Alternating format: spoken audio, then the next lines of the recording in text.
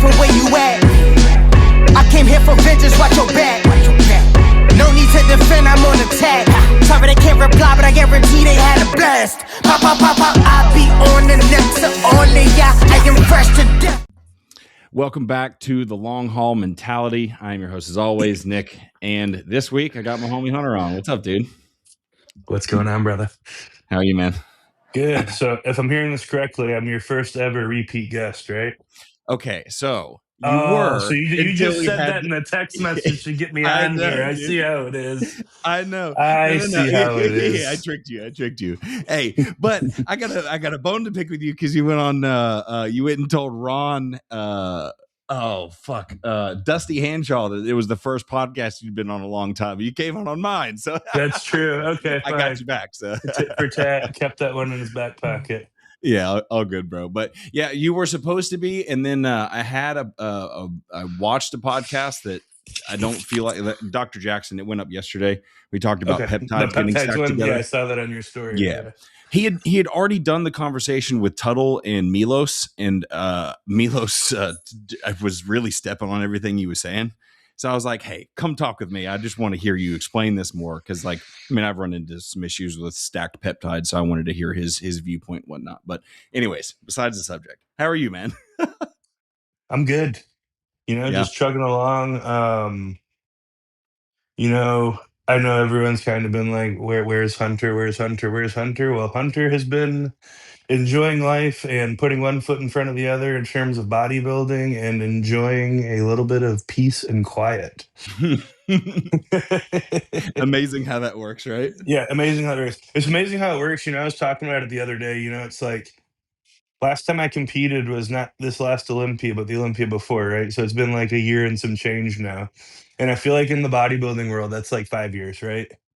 Like I'm full ass like retired and irrelevant to most people right now, which I think is absolutely hilarious. The funny thing is I had actually had that thought because I listen to a lot of bodybuilding podcasts just because I like to be in the know. I like to hear people's perspectives and such.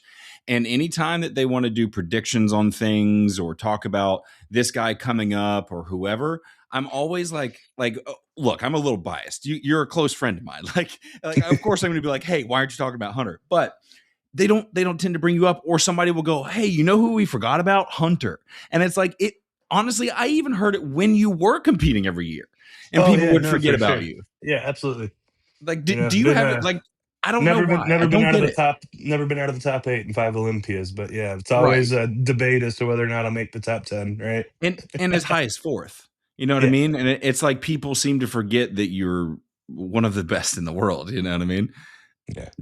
I think it's because earlier in my career I had a lot more F's to give about presenting myself in a very favorable way on social media.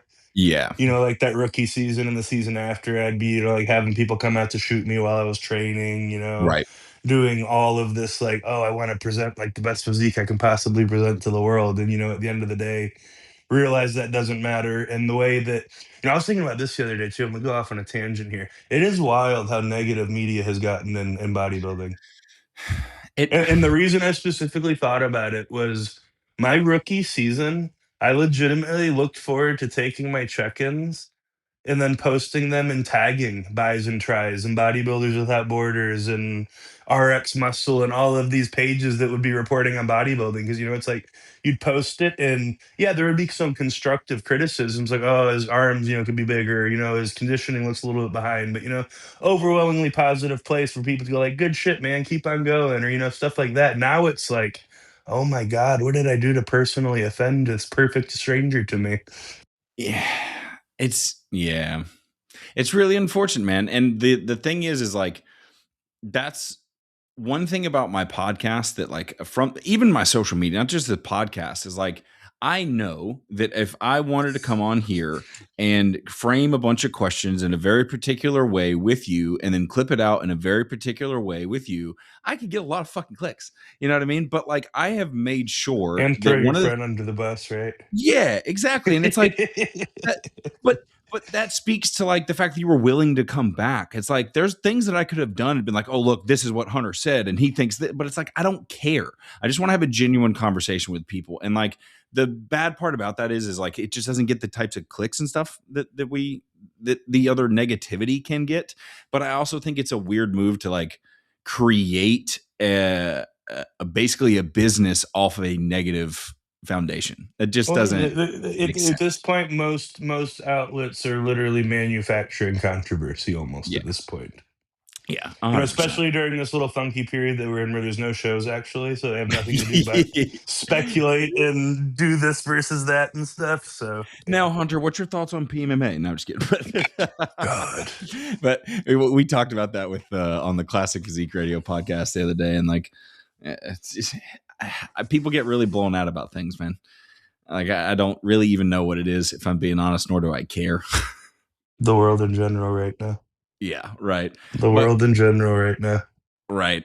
So you talked about it for a second there of like you've kind of been gone and whatnot, and it seems like from the social media standpoint with what people know about you that you're starting to put yourself out there again and go, hey, like I'm starting to move back towards being the bodybuilder. Is that kind of for the last couple months I have been walking in the gym with it in my head that you are doing this to put your size back on so you can enter a prep? That's I have to pause on that statement because even that pisses me off. Here we go. It's all relative, right? Yes. Am I fucking gigantic to most people still? Yes, absolutely. Yeah. Am I a little bit off from the size that I typically am in the off season before I'm pulling trigger on a prep?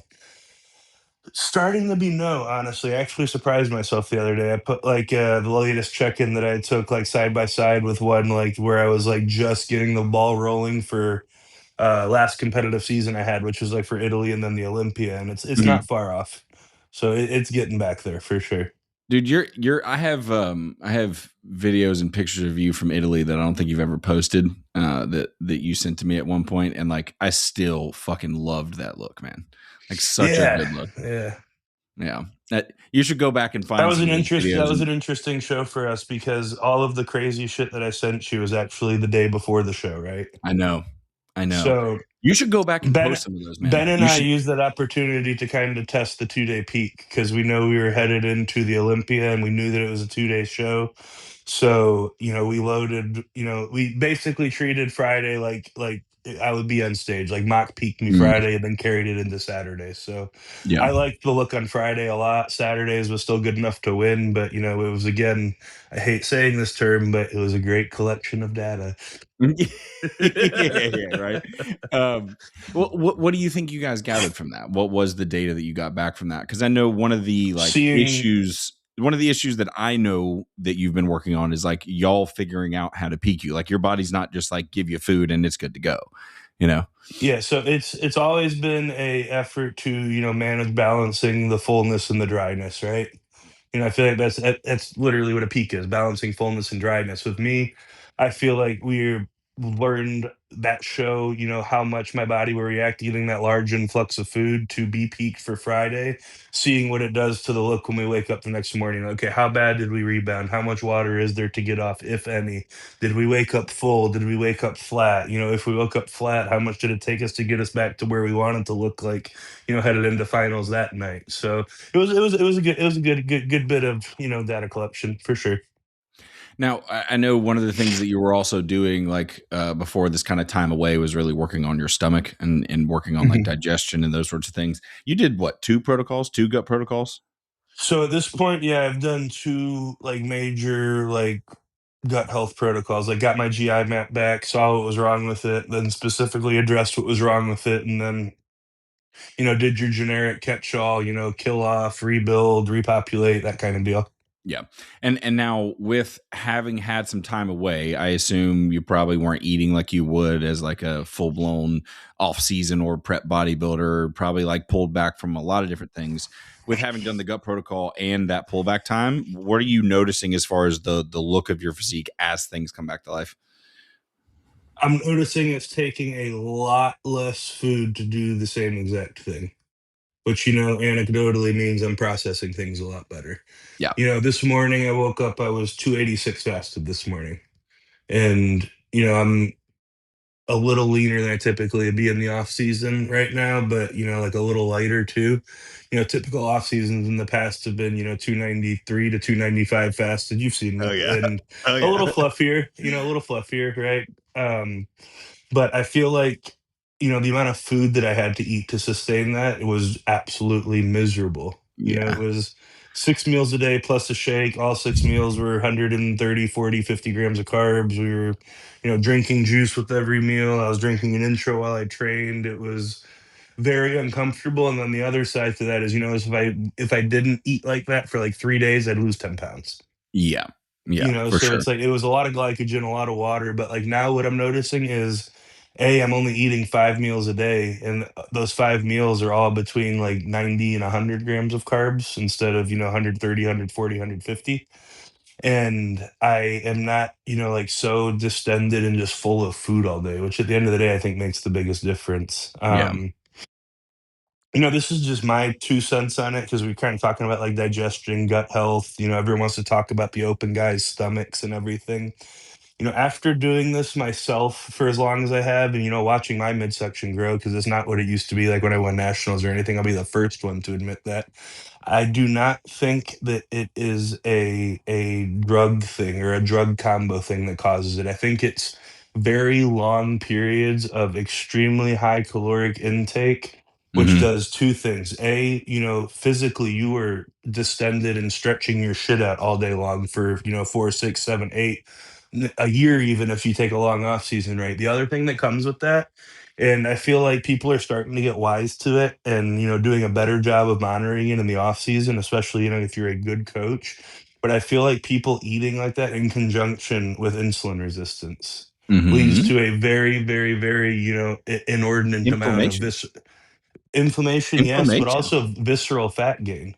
Yeah, for sure. When you're extremely insulin resistant, you are going to put on more body fat in general than normal. But, Yeah. more importantly than that, you're going to put on a lot more visceral fat than you would have if you were keeping your blood glucose managed.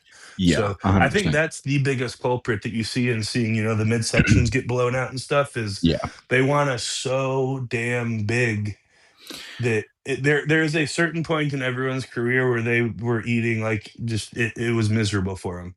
Yeah. Like And no one got to the open size doing it, slowly and right. scientifically. I'll be the first one to say that. We all went through that period where we were slobs doing all the compound lifts, eating 8,000 Yeah. calories a day, miserable. Yeah. Like we all have been there and done that. But Yeah. And it's there's not a time to sustainable, and I feel like it does, lead to that, that extra visceral fat gain. So 100%. And there's a time and a place, like you're saying, of like, hey, you got to get gross. Like I know I've shown you the pictures of me. Like I never got to your size, but I've shown you the pictures of me when I was the first time I got to 250, where it was just like it was bad. But like, so you definitely have to go through that time period. But like, it's when you stack 2, 3, 4, 5 different seasons in a row where like that now starts to become a problem. And I think one of the things that people really don't take into account here is like everybody wants to focus on how bad blood work gets when you're in a prep because of the drugs that come along with prep. But people forget how fucking bad an aggressive calorie surplus can be on blood work, right? Like go binge eat for 2 days. Just eat whatever you want for 2 days. And on day 3, go get labs. Tell me how bad your labs look. You know what I yeah, mean? Like, and once you get to a certain amount of calories and a certain size, it doesn't matter if you're eating clean food. It doesn't matter like it's the it's volume and the just amount of food that's the systemic load still. right. And then on top of it, so let me ask you this question just to see, when you were pushing food that hard, were you eating vegetables? Were you eating fruit? Were you doing all those things too? My dude, I was internet famous for drinking all the Rice Krispies whenever I was eating that much food. I No, know. I was not. I was not eating vegetables. It was a And that's disaster. my point, because and I've been there too, where I was like, my coach would put veggies in the diet and I'd go, nah, I'm not going to eat those because it's going to fill me up and I'm not going to be able to get all that rice in, right? And there just comes a point where you're just trying to pack shit in, and then you forget that like it's more than just macros. You know what I mean? Mhm. So would you say now that like you are like, how are you structuring those things now with like vegetables and fruits and so on and so forth?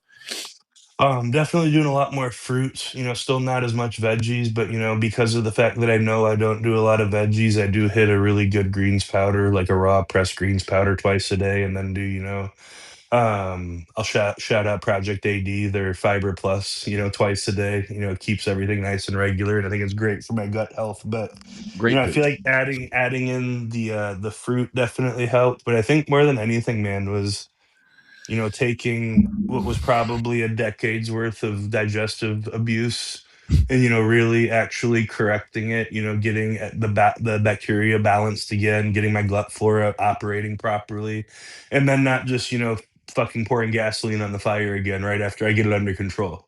Yeah, You know? yeah, yeah. Going to take a quick break from the podcast to bring a few things to your attention. First off, as I was going through the YouTube analytics, I noticed that almost 70% of my watchers are not subscribed. So if you're watching this right now, please do me a favor and click that subscribe button. Every single time I get a new subscriber, comments, likes, and shares, this helps spread the podcast more, and I really, really appreciate you guys. This podcast has no paid sponsorships, so the best way for you to support my channel is to support my sponsors. So, Labrada Pro Series is my supplement sponsor. We have a full line of products with some new ones coming. The pre-workout is on the way right now, and the new Labrada Nutrition RTD pre-workout is about to hit the market as well. On top of Labrada Pro Series, I also have Gasp and Better Bodies, and then I also have Authentic Aminos. Please go support these companies. Use my code Bagley10 for Labrada Pro Series, Bagley15 for Gasp and Better Bodies, and Bagley for Authentic Aminos. Thanks, guys. Let's get back to the podcast. Slowly ratcheting my food up, this last year. I guess it's been like over a year now, but since my last Olympia till now, probably the first 6 to 8 months, I was only eating like 4 times a day.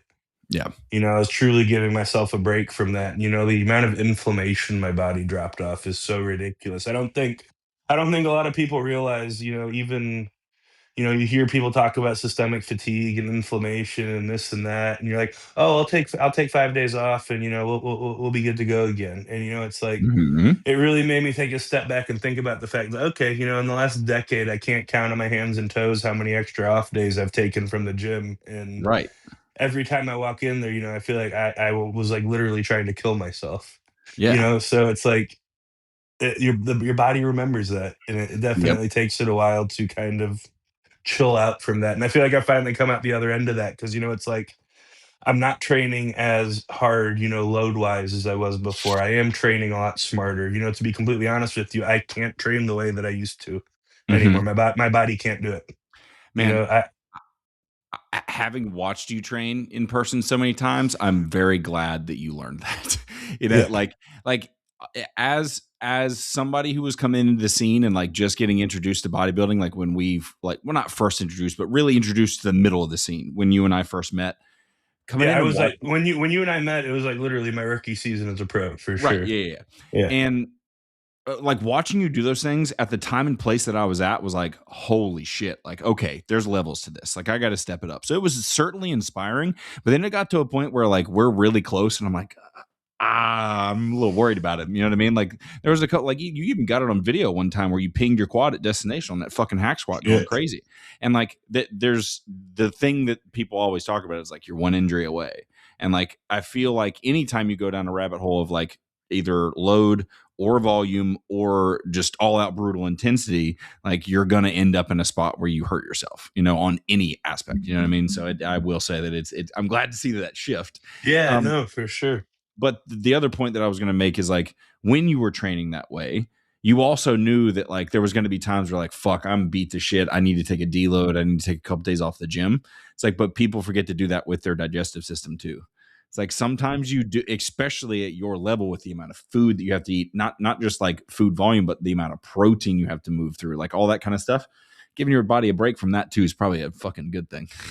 Yeah, exactly. Absolutely. And I think there's two really cool examples happening right now of high level bodybuilders taking time away from the stage and are going to come back in a great way. It's you and Ian. And it's funny because you guys were the two kind of like y'all were always kind of neck and neck. in that same, like you said, top 8 of the Olympia, always kind of vying for that spot and kind of going back and forth. And like he's starting to come back now after a pretty long time away and saying he was retired. He hasn't said he's going to do a show, just like you haven't. But I'm really excited to see like what both you guys do with that. I am for sure doing another show. Yeah. So yeah, no, for sure going to be competing more. But yeah, no, it's one of those things, you know, Ian and I have talked before, you know, I feel like everyone has gone through that phase of beating themselves into a living pulp. And I feel like, you know, like, granted, there's exceptions to every rule. Branch did it his whole career, right? But like for most people, I feel like Branch is made out of fucking titanium or out of titanium or Yeah. something. I don't understand it. But, you know, like, there comes a day where it's like, okay, I can either continue doing this the way that got me here and I'm not going to be able to do it much longer, or I can, you know, learn to adapt and learn to change things a little bit, Yep. you know. And I think, you know, coinciding with that, you know, it's like the way I needed to train to put on just the amount of size you need to compete on a men's open stage is not the way I need to train now to refine my physique and do things that will actually be meaningful for my placings. Yeah. You know, I'm at the point now where bigger is not better, you know, better is Right. better. Better is better. Any critique I've ever heard of you from anyone has never been that you need to be bigger. Not at this point. Yeah. So Not at this point.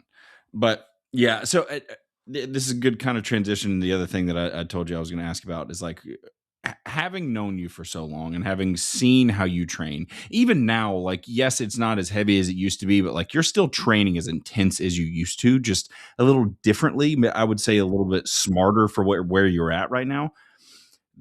I'm going to frame this question in a couple of questions. Who were some guys that you looked up to, like say in the 90s and early 2000s, that really got you into bodybuilding? That's the first question. So guys that I was personally interested in coming up, and I'm going to say that I got really interested in bodybuilding probably like my freshman or sophomore year of high school. So that would have been like 2006, 2007.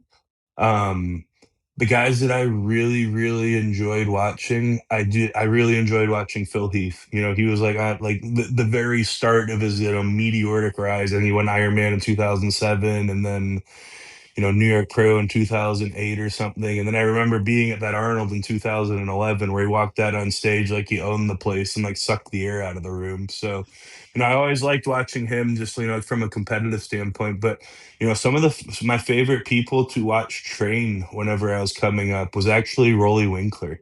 Mm.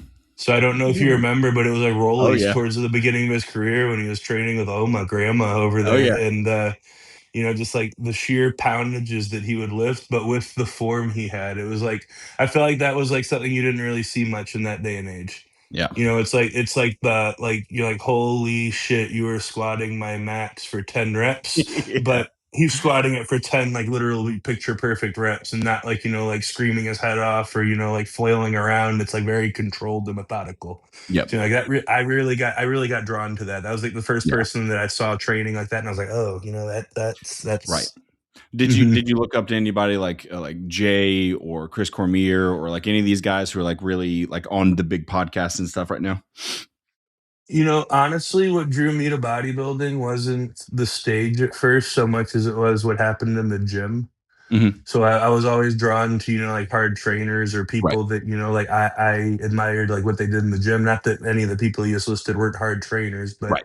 you know, that's kind of what drew me to bodybuilding at first was, Yeah. you know, like the guys that were doing freaky shit in the gym. Yeah.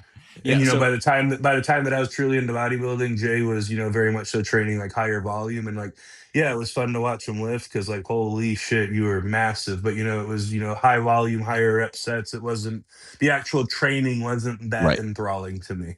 Yeah. There's videos where he looks like the Ninja Turtle with the Yes. shirt sleeve wrapped around his forehead and stuff. Yeah. Yeah. I know what you're talking about. Oh But yeah. yeah. That So Gold's on Flamingo in Vegas. It isn't open anymore.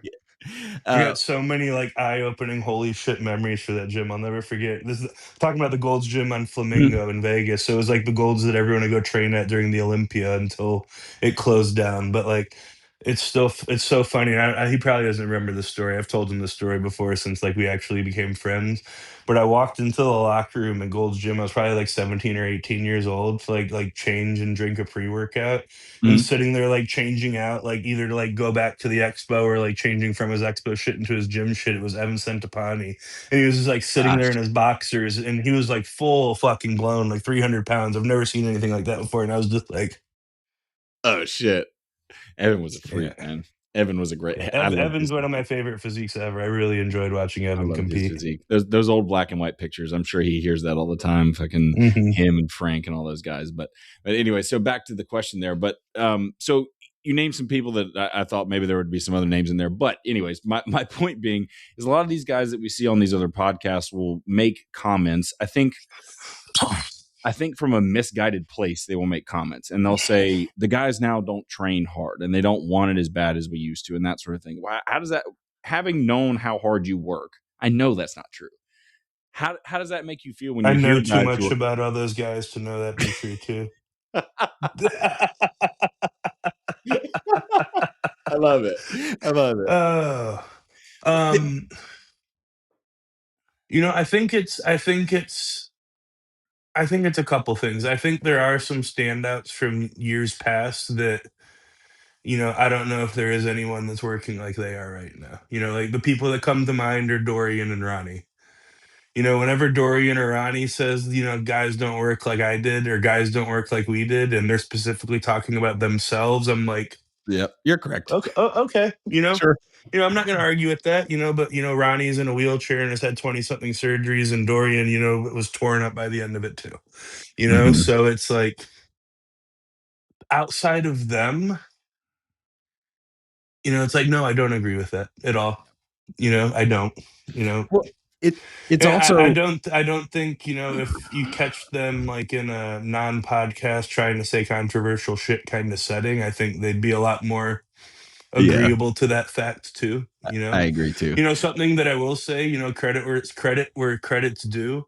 I think when you're talking about those guys, like that you hear talking about how their generation's better than ours, like Chris Cormier, Sean Ray, guys like that.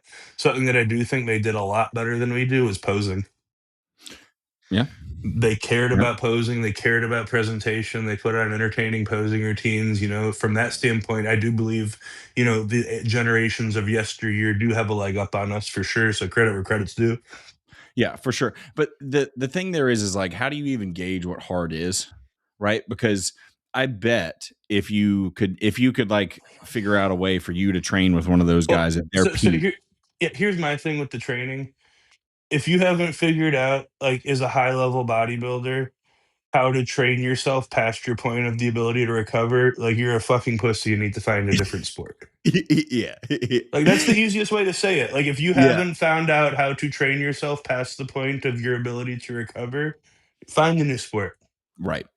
But In this day and age, it is all about just feathering that throttle and riding. Like, that's all it Mhm. is. Right. Staying as close to that point as you can. But it also comes back to like, how do you even describe what working harder than is like, right? Because like if you take Hunter that was in the peak of his progressive overload days where you're doing one set of hack squats and going as strong as you possibly can, and then that guy tries to go train with the dude who does 5 sets of hack squats, you're going to be like, this is the hardest fucking thing I've ever done in my entire life, right? Because your system's not used to that, right? So like Mhm. like I was going to say is like, if you could take any of those guys from their peak, have them come train with you for a day, they're not going to have that same opinion. And so there's that. But then at the same time, I think they also look at like the general fitness world of like the zeitgeist of the content that does end up getting attention is these kids talking about recovery capacity and being super worried about their recovery capacity when they don't even know what the fuck a recovery capacity is. But They haven't done anything to that's the thing. It's a no. fucking someone who's 180 pounds dripping wet talking about how they're worried about training too hard. Right. You Yeah. haven't done it. You don't know what it feels like. Like, Mhm. it's like I understand where it comes from like that, but to like conflate those people with, the current crop of open Yeah. pros, I think that's a big stretch. Yeah. I I think that's completely a agree. very big stretch. Yeah. And it definitely like I think your point of like And get them and there's something away. else I wanted to say before I go like squirrel and forget it. You know, hard, and I hate using the word optimal because it's associated with the people that we just talked about, but hard and optimal are not the same things. Right. We were talking about those like hack squat sets. Like I used to put 12 plates on an Arsenal hack and smack it for a set of 10 to 12. Why do I need to do anything after that?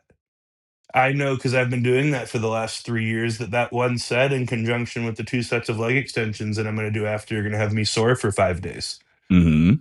Could I have done another 2 sets of hack squats? Yes, absolutely. Would it have been harder? Yeah, absolutely. It would have been harder. But, would it have been better? No, not at all. Productive, right? Would it Yeah. have been harder, but would it have been productive, right? And the other thing here is like bodybuilding's not a hard work sport. Like I've made this comment before of like you could by every single metric possible, you could be the hardest worker on stage, and a guy who had a pizza an hour before stage gets on stage and looks better than you, and that's the Yeah. reality of our sport. Kind of a quote from a military quote. And I don't know exactly who said it, but it's along the lines of like, don't tell me you want to die for your country. Make that poor fucker die for their country. It's like it's not a suffering contest. Right. It is a bodybuilding contest. Condition, symmetry, dryness, the whole 9 yards. They don't care how badly you suffered to get into that shape. Right. So It, it, that's it's as much as we want to say that's true, it's just fucking not. we've talked about this in depth. I think we talked about it on the last time I was on the podcast, but you and I have talked about it in depth just as like friends. It's like I feel like the way that like suffering and being hardcore has been romanticized in our sport is at this point a negative thing. Yep. I think It's it's like like guys you were just actively diminishing your quality of life to be able to claim you're hardcore. right, and And like there's so much more to life than bodybuilding, and that's coming from someone who makes their living from it, grew up in it, and has been one of the right. best in the world at it. There's so much more to life than it. And my next, I was going to say it, but I'll let you say it yourself. Is like I feel like you learned that lesson because that was you. Like you were the only thing that mattered was bodybuilding for a while. Would you agree? No, absolutely. Yeah. And not from a standpoint, I was being a jackass to people around me and like making them suffer, but it was more an internal, it's like, no, I'm not going to go to the beach with my friends because I need to hit a meal. And if I'm out in the sun for 2 hours, my training session won't be as good as it could have been. Mm-hmm. Or no, it's like, I'm not going to take my daughter to go do that because it's 95 degrees outside. And if we go do that for 2 hours before I train, my session's not going to be as good as it could have been. Mm-hmm. And, it's like, that's the kind of shit that I'm talking about, to where like, there's more to life than bodybuilding. It's like, no, I'm going to take my beach to the meal. I'm going to take my meal to the beach with me and, eat it. And, if I'm not in contest prep, you know what? Yeah, I'm going to go get Chipotle or, something that's close enough with my family. Yep. And, I think it's like getting away from, I think a lot of people confuse discipline with neuroticism in our sport too. It is not discipline if one of your variables gets thrown off and you go into a fucking tailspin the rest of the day over it. That is neuroticism. That's a great point, man. Like, honestly, it's you are not disciplined if you have like an OCD fucking panic attack about the fact that you have to replace what should have been like egg whites with egg whites or boiled eggs from the gas station, and you peel the yolks out of it or something. Yeah, that's just called shit autism. like that. Yeah, shit like that, right? It's it's like people have confused discipline with neuroticism a lot of the times, I feel like. You're very right. And like I just did a podcast with this girl Sarah in the UK, and we talked about this of like the grind mindset being one of the things that ruins people. It puts you in a spot where your validation comes from how hard you're working, and then now you get to a point where you're so burnt out you can't do anything, and now you beat yourself up because you're not working because you got your validation from the work to begin with. And it's just this never ending thing that you start beating yourself down on, and then you end up in a spot where you hate the thing that you used to love. And that's a sad thing to see. It's a sad thing for any of us to have to go That's through. honestly what I've been unwinding and unpacking for close to 2 years now, and I'm finally coming out the other end of it. But it's like, I think so many of us, and especially in bodybuilding, because I've talked to you about this before too, I feel like most bodybuilders come from two camps. They're either high school or collegiate athletes that weren't ready to be done being athletes and wanted something to strive for and push towards, or they wanted to look good for girls or got bullied or this or that, and there's a heavy bit of ego or something involved with it. Hmm. On the side where it's, the athletic performance one, I'll say it for myself personally, I started deriving most of my self-worth from my athletic performance and, broader than that, my achievement from the time I was like literally 11 years old until, 2 years ago, where it's like, I don't care how much or how good you are at something unless you are going to be the GOAT at your individual sport, Michael Jordan, or, like, I'm not going to get into arguing, but greatest basketball player, greatest footballer, like, unless you are going to be that, and that is literally like one of one, right? That's not a regular thing. You are going to hit your you're going to hit your head on the ceiling eventually. There will come a time, and even if it's fucking old age that gets you, there will come a time where you will not be able to achieve anymore. And that, if Yeah. you are still stuck in that my achievement is my self-worth, at that point, you're gonna be in a real bad spot. Yeah, if you're not happy in your own skin. And I think that's why we end up seeing a lot of guys that retire and then come back, and then retire and come back, because they can't really handle that time in between where there's no set goal in front of them. There's no immediate, I have to be shredded by this date thing. You know what I mean? And like, they have a hard time switching that to something besides just how they look. Like, you can 100% take that value of like, all right, I have 16 weeks to get in show prep, and turn that into a business. You can use that same thing of like, I'm going to give myself 16 weeks to get this to this place, right? And then that's all you do. But there's a lot of people who can't even like realize that those two things are connected, because they're so focused on me. They're focused on what I can, how can I look better? How can I be better? How can I do this? When it's like, sometimes you just need to be comfortable just being the individual, like not the perception of the individual, Yeah. I don't know if that made any sense. I felt like towards the No, it end of that, does. I was running out of words. Really much so. It's like, and ends up one of the things. The experience is the reward. You're right. Right. The reward isn't the reward. The experience is the reward. Yeah. 100%. With anything meaningful, at least. Yeah. So do you have like any idea of a time frame of when you want to try and come back? So right now, I'm not going to lie to you. Initially, if you would have asked me 2 months ago, I would have said, the plan is I am full steam ahead and doing everything I can do to try and get ready for Pittsburgh and New York. It's not going to happen. My shoulder's been slower than I want it to. Yeah. Still, I can honestly say at this point, I've gotten to the point where the pain level is where it was at before I had the surgery when it comes to training.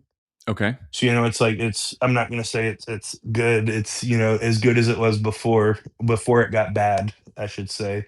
What's still quite not there is the external rotation, for my front and back doubles. And Yeah. it's gotten to the point where I can get into the poses now. Cause month, 6 weeks ago, I still didn't have enough to actually make the pose look right. Yeah. Now I I can remember get showing into me. the poses. It just feels like someone's shoving an ice pick around in it while I'm in it. So, And the goal I have in my head is to be able to like confidently enter a prep knowing that the main trend of it is not going to be, oh my god, I hurt so bad yeah. the whole time, because Yeah. I've done that for 2 years now. If I'm being blunt with you, 2023 and 2024, my shoulder was bad enough that it was one of those things, like I open my eyes in the morning, I know I need to go pose rounds and send a check in. It's great, here we go, and start my Yeah. morning in excruciating pain, then go, knock out cardio, come home, eat again, then go train on the shoulder, and then have to pose Yeah. after the shoulder. And it's just like, I don't want to sound like I'm bitching about it, but when it's for 2 years straight, every single time you have to do it, it's just excruciating. It definitely affected me mentally. So I Yeah. know, I mean, like, from a mental standpoint, I want to be in a spot to where, like, the main thing I'm thinking about is like, oh my god, everything hurts. yeah. Yeah. And to me, like, knowing what you've put yourself through already with that amount of pain, like, it doesn't sound like bitching to me. There's always going to be people that think it is, but it's like, Always. yeah, their opinions don't matter in the first place. But I think that's good. I mean, I think that, I assume that was probably a conversation you and Ben had at first of like, hey, let's do Pittsburgh and New York. And then it was like, hey, yeah, I don't think this is going that way. Is that kind of what Yeah, y'all did? pretty much. And it's like, honestly, at this point, this is going to be the first season that I have where I am most concerned about putting the best hunter on stage Mm. instead of I'm most concerned about winning the show that I enter. And I know that can sound like some like mental judo or something like that, but you know, up until this point in my career, the only thing I've done is want to win, and it's made Mhm. the journey towards doing that kind of miserable at times. Do you So feel like it makes anything less than a failure? I wouldn't say it makes it a failure. I would say it just kind of makes, you know, it turns the 16 weeks before the show just into like a countdown almost. So, you know, like you're not present, you're just Okay. focused on something that's coming 4 months from now. But You know? if you don't win this, like for like I mean, most of the shows you've entered, you've won besides the Olympia. But like when it doesn't quite go that way, like at the Olympia, it doesn't. You don't have that time period where like I'm a failure because of I didn't win it. No, I don't have that with the Olympia. And then, you know, it's like an interesting, you know, kind of dynamic that I've experienced, you know, after, you know, because I have won a good bit of pro shows now. It's like I've been really excited after winning a pro show, and I've been really disappointed after winning a pro show based off of how I thought I looked. Mm, You know, so it's like I would much rather like be happy with how I looked yeah, and let the chips fall where they may. You know, it's like I think I'm a good enough bodybuilder that if I'm happy with how I looked, I'm gonna do well. But you know, it's like I'd much rather, you know, take a second or a third and be like, damn, I really liked how I looked this show than to win and be like, yeah. fuck, I want like I hate this. You know, it's Yeah. like so What that's where I'm at with it. what show would you say that like if you could replicate it but make it just a little bit better would be the one that you would like the look to look like? 2023 Tampa with the current size. That was a good one. I They think just that would was that the one be a with the pretty orange nasty backdrop? look. It was like super orange, or Um, no, that was Chicago, no, that was wasn't it? Chicago. Yeah, Yeah, that was a good one that was too. Chicago. But Tampa was that was the leanest I've ever been on stage for sure. And then it was, you know, in 2023, so I had most of the size that I have now. I'm definitely bigger now than I was then still. So you know, like I said, I'd love to see Yeah, the current size with that level of conditioning. yeah, And then that was a also, good you one. know, the current size, that level of conditioning with a midsection that hasn't been like abused for a year and a half now. Yeah, You know, I mean, I'm gonna keep teasing these fucking pictures, but I think the pictures from Friday before Italy, like if you put that on stage, I think that would have been a fucking freaky maybe I'll look. have to post the pictures from the Friday before Italy on Instagram when you drop this. We can do a Yeah, little side by side. So you I have have like something. the videos on my laptop because I couldn't get it to work on my phone. So then I had to take pictures of the video from my phone. But yeah, dude, you should definitely post some stuff from that Italy because like that was still to this day. I was like, oh, Hunter's fucking awesome. He looks great right now. Yeah, that was a good show. That was a fun show too, man. I'm Honestly, that sure. was a really fun show. It Yeah. was there was a really cool gym there. It's like Mind Paradise. It's the gym that everyone trains at there while they're there. So Mm, it's always like, you know, like me and like four or five of the guys that are competing in the show for the couple days leading into it. You know, Ben's obviously there. Mom and Dad were out there with me. Nick Del Toro from Gas was actually out there with us. And then yeah. you know, Patrick Torr and Ben are really good friends. So Patrick was around for a good bit of the time and John De La Yeah. Rosa. So, you know, just kind of posing, training, hanging with the homies, and then okay, let's go do a bodybuilding show. That was one of John's last shows, wasn't it? John didn't compete in Italy. He was just there for an appearance for Yamamoto. Ah, okay. But Yeah. that was the same year that it was his last year, right? Yeah, Or no, that was the he same. I okay, believe yeah. that was his last year. I think he won Tampa. I know he went to the I know he went to the Olympia Yeah, that yeah, year, yeah. but yeah. Yeah, he looked really good that year, but, so having had as much time away from being Hunter the competitor, was there anything about the competitive side of bodybuilding that you, like, you're back in it now and you're like, "This I really fucking missed"?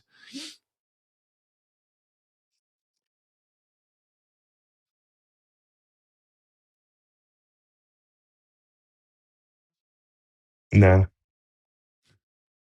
no. I mean, you were kinda 'Cause already doing I all this was thing, but honestly still. still doing the shit that I liked about bodybuilding during, like, you know, the Yep, time away. I was out in the gym with my friends and my dad a lot of the time.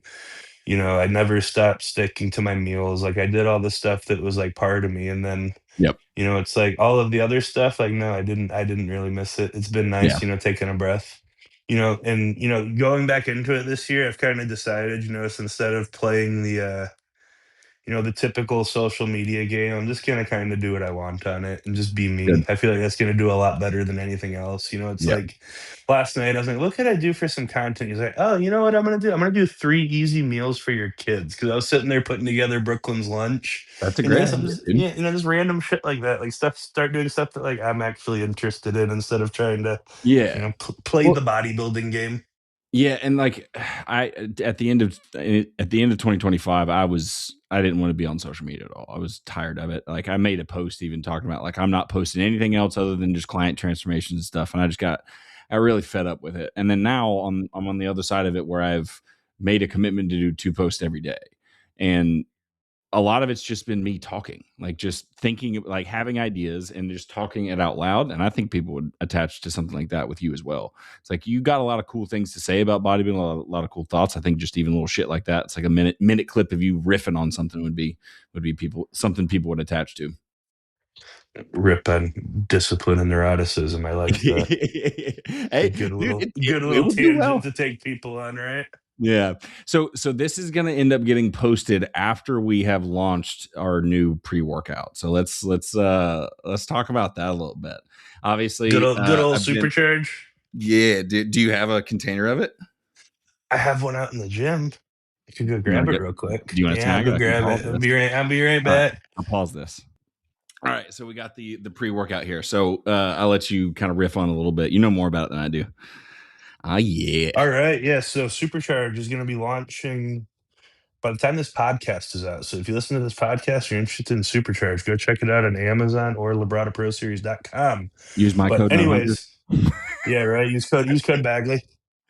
Um, but anyways, no, this product is one that is very near and dear to my heart for several reasons. Anyone that's followed Labrada Nutrition for any length of time, I know you have, Nick. Supercharge has always been a marquee product for us. Hmm. There's been 5 or 6 versions of it throughout the years at this point, and we took it away.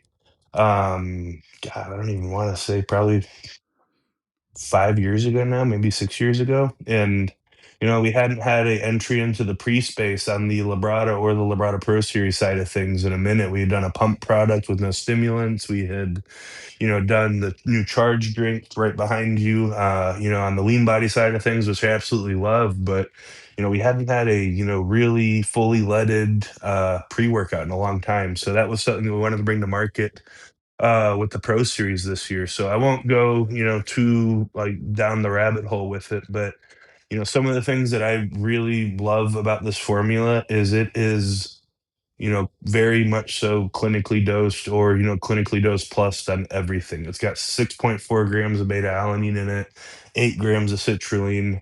One of the really big ingredients that I'm excited about is the hydroprime glycerol. So glycerol, I'm a big proponent of for pumps.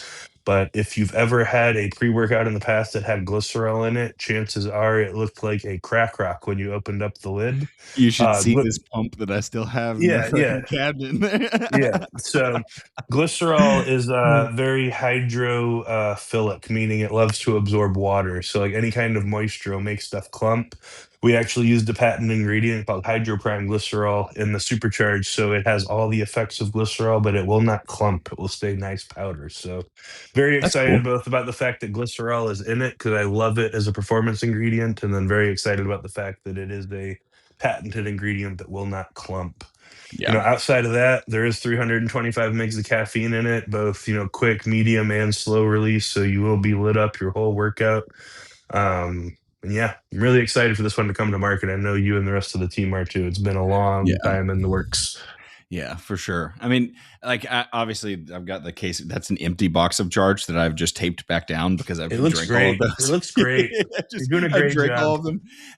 The formulas are similar-ish to a way. There's more things. There's more of. I can let you explain it, but they're fairly similar in the fact of like the energy comes on very smooth and you don't feel like cracked out or anything like that, and it lasts the whole session, and then the pump is just phenomenal. It's not like it's it's not like just a pump product, but I definitely noticed a big difference in that, especially from like all we had before was a pump product. And like I noticed a bigger pump now than the original pump that we had for Yeah, sure. absolutely. I feel like that's something that you're seeing a lot in the pre-workout market these days is it's like you can either get like one or the other. It's either going to Mm. be very high stim with, the bare bones in terms of performance ingredients, or, the other side of that coin is, low or no stim with, a really good, profile when it comes to performance and pump ingredients. But, there hasn't been a ton of pre-workouts that I've seen in recent times that, jump out to me as having like a full clinically dosed panel of everything and then still has good stimulation to it. Yeah. So I feel like it will be a great pre-workout for people who are looking for, a big pick-me-up energy-wise, but also want all the performance ingredients you typically get from, your fully leaded pump products that are popular these days. Yep. And then obviously like there's the Pro Series products behind me, and then we got the new label there. So we've done a full rebrand on how everything looks and whatnot. So it's been cool to see like having been with the team for so long and watched it like kind of evolve through all these different things and different products and what we're doing with it. It's definitely cool to see. Is there anything else that you can talk about that we're doing? Yeah, so throughout the year, we are going to be releasing several flavors of the Supercharge. And then we are also going to be having at least 2 new SKUs released throughout the year. I'm not going to say what yet, but there will be at least 2 more products added to the Pro Series line that we are very excited about. And not only are we excited about them, but they are done and dusted in terms of research and development and everything. So they are, shelved and just ready for a PO. So it'll be a very smooth release for those products whenever we're ready to make it. So, Pro Yeah. Series, I'm excited for the moves we're making with that line this year. It should be a good year for everyone. Yeah, I'm looking forward to it, man. It's been I know I've been pestering the fuck out of Brett, like, hey man, when are we doing this? When are we doing this? I Hey, know it I'm beats the driving you nuts. opposite. It beats the opposite. Yeah, We're that's very excited. true. Y'all are excited. Yeah, definitely. And I think we've got a good group of people on the team, and I think we're gonna do some cool stuff. And I'm excited for kind of what y'all have shared with us about what we're gonna do. So definitely excited to see this line keep growing. I hate that I can't be down there. Was it this weekend for the launch? I think. Yeah, no, the soft launch of Cars and Coffee, it'll be good. Yeah. Coffee and Cars, excuse me. However, But I will be down the third weekend of February, so I'll be down there again. 21st? Yes, correct. Okay, Yes, cool. Yeah. So I'll be down there, so we can always do some supercharged Yeah, stuff then if we need link to. up and do some hood rat shit with my hood rat friends. We need to do a shooting again. That was a lot of fun. We last do. time. Let's just We do. avoid We will getting make that rained on. happen. Yeah, let's just avoid getting Hey, rained on. if it ain't raining, you ain't training. Come on. Come on. Well, anything you want to sign off with here, Hunter? Anything you want to pitch or promote? I guess we kind of did that just now. Yeah, man. We gave everyone the skinny on the new Supercharge, but beyond that, I just want to, anyone that watches this that is a fan of mine, just say thank you for being patient with me and supporting with me through this last year and a half. No, I haven't put a ton of stuff out. No, I've been kind of quiet. Just know that I've been taking care of myself, which, hopefully is something good for y'all to hear. But, beyond that, I am excited for this year. I am excited to get back on stage. I am excited to, see the people and have the experiences that come with that. So, it's going to be a good year. I thought it was, going to be a good year earlier on, but, I'm going to keep on putting one foot in front of the other like I have been, because that's sometimes all that we can do. Right. And then, let the chips fall where they may this year. Yeah, that's right. And having heard you talk about it all now and kind of lay it all out there on the table, I think you're going at it this year with the right mindset and going to do some pretty cool things, of